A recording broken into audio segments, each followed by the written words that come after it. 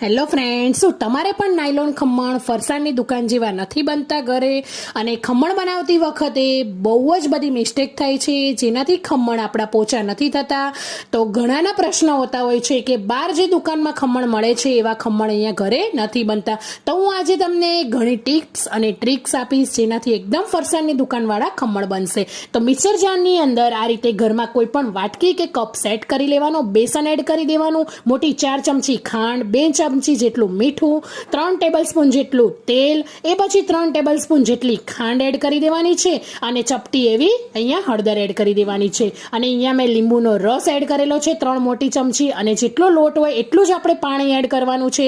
જો તમે આ માપ રાખશો તો તમારા ખમણ પરફેક્ટ બનશે. મેં અહીંયા તમને ટેબલસ્પૂનનું માપ બતાવ્યું છે. જો મેઝરિંગ કપ ના હોય તો આ રીતે તમે ઘરમાં રહેલી કોઈ પણ સ્પૂન સેટ કરીને માપ લઈ શકો છો. આ રીતે ખમણ બનાવશો તો ખમણ તમારા સોફ્ટ બનશે.